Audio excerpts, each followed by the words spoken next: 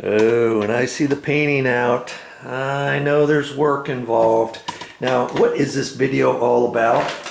I've got if you were with me the other day, you would have seen that I painted these bathroom walls, and I did it with a little 9-inch mini roller. You gotta check that video out. It didn't really take me that long. And I got it nice and straight up along there. Didn't get anything anywhere on the ceilings or on the door frames or anything, but now you see that it's going to be time to start cutting in. And on this particular video, I am just only going to be showing you how to cut in the ceiling. And if you were with me the other day watching me paint these walls, I think I said I would show you how to cut in without really having that much knowledge about having to cut in, and without really cutting in per se, to where you've got to do it really super close. So I'll show you how to do that here in a minute. And like I'm saying, what I'm going to do is I'm going to cut in the ceilings, and I'm going to cut in above that tile. And if you notice along that tile, there's grout there. You see that? There's a line of grout right up there. How am I going to cut in next to that? Well, I'm not a professional painter, and you don't have to be either. I would normally cut this in with a cut-in paintbrush and take my time with it and stuff. But see, it's right up next to that grout line, and I want to keep that grout line there. And I want it to be nice and straight, and I want to do this to where somebody else, you as a matter of fact, can do this without that much knowledge. So that's why I am going to mask this off. I'm going to tape this all off, and I'm going to use masking tape, and I'm going to put that up there so that I don't have to be really that careful when I start putting on this paint. And if you've never cut in before, hey, I'm going to show you how we're going to do it by using masking tape, okay? And you know, in the old days, this was the only type of masking tape they had, right? And I've got some more masking tape, and I think I'm going to use that. Well, nowadays they generally use the blue tape, and that's really better. It's designed to not have your paint bleed through there. Well, I don't have enough of that, do I? And I'm going to save that for something else. I'm not even going to use the blue, and I'm not going to go back to the store and buy some more blue tape. But the blue tape, believe it or not, is probably twice as expensive, maybe more than twice as expensive as buying regular masking tape. And this is all I've got, and this is all I am going to use. And I'm going to do this and show you how to do that here in a minute. Okay, so my paint on the ceiling is white, and I need to cut that in all the way along the side. And after I put the masking tape up, I'm going to do the ceiling. I'm not going to be, you know, I need to get it as straight as I can, and your tape line, your cut-in line, is only as good as your masking tape when you put it on there. So, you know, is there a right and wrong way to do anything? Pretty much, yeah, there is. And I'll show you how to put the masking tape on in the right way. Now here's one other thing that I'm going to end up having to do, and I don't know if I'm going to make a separate video of it or not. I'm going to end up having to paint this door frame, and I'm only going to, and see, this is white too, so when I have the white paint out, I'm going to get the ceiling all done first, and then I want to come down here and I want to paint this. Now before we moved in to the condo, I was pretty sure that I was going to be able to paint. I was going to do all the painting, get all the carpet down, do everything I needed to do before we moved in. And that included the bathrooms. And so I had pulled all the bathrooms apart, and I was gonna get all that painted and everything. And then I ran out of time. We changed our mind on some things, and we decided to get moved in here in a little bit quicker time. So when I got ready to paint all the door frames and stuff, I thought I'm going to do the bathrooms later. So when I painted all the door frames initially, I painted them all to here, and I didn't paint any more. I didn't go from here over, because normally when I paint door casings, I'll do it with the white paint, and I'll get a little bit on the wall, let's say, and I won't have to worry. I don't really worry about cutting this in exactly.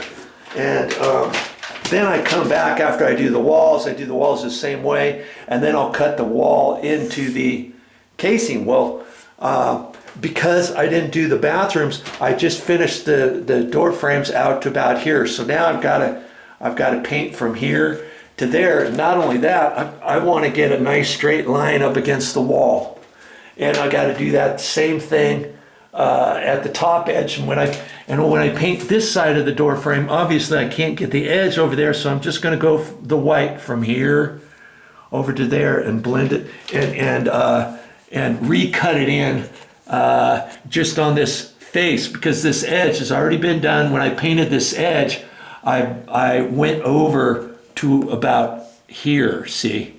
So now all I have to go is from here to there, but on the top I'm going to go from here to there, but I'm going to paint the top edge. And when I do this, I'm going to go from here to there, but I'm going to do this edge over here. Do I really have to paint that edge, you know, with new paint? Yeah.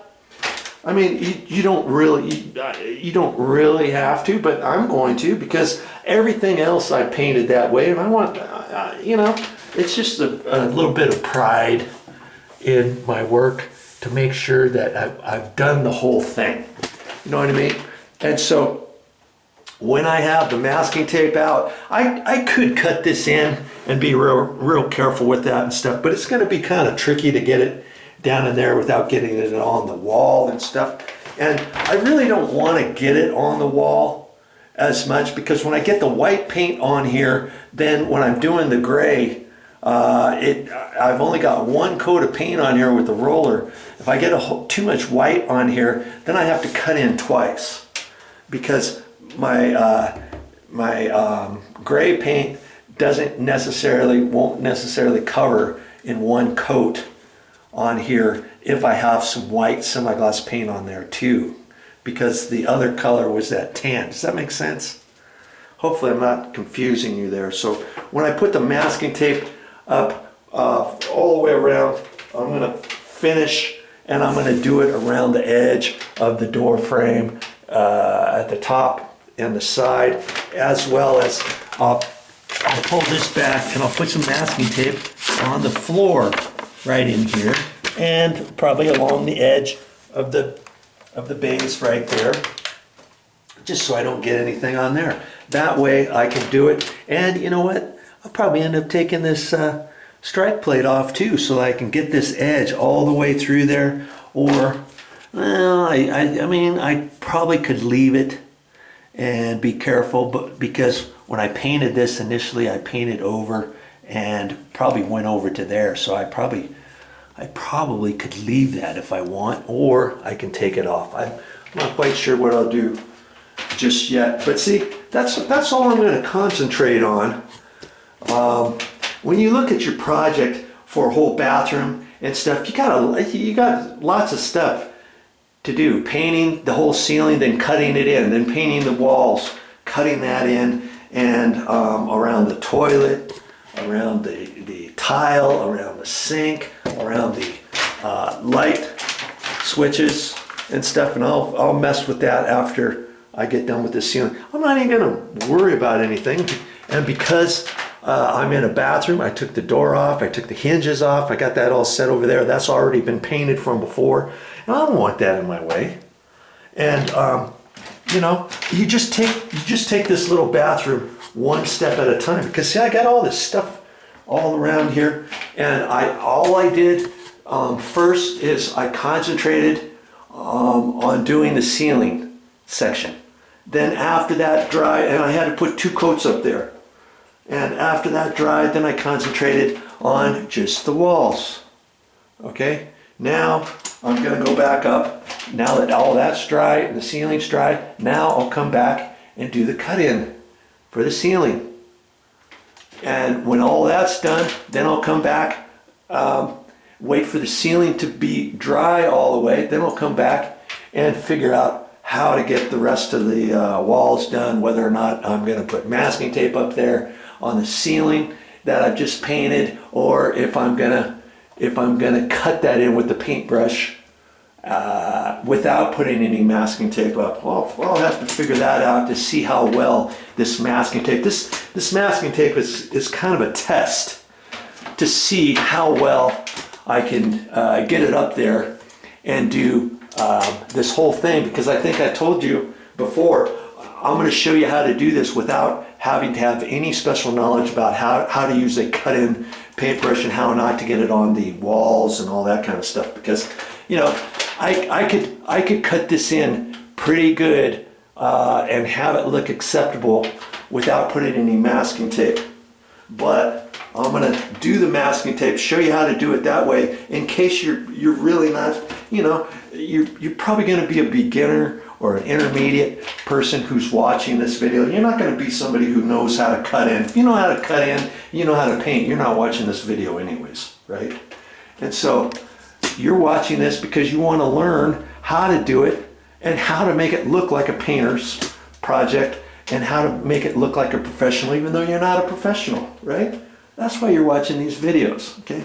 So my next step is I've got to clean this up a little bit, get my little ladder out, and I just use my little step ladder like this. This works really good. Nice wide steps. Don't use one with little ones because you're going to twist your ankle on it. This is a nice easy one to use, and I'm going to get this cleaned up. I'm going to get up there and put masking tape on.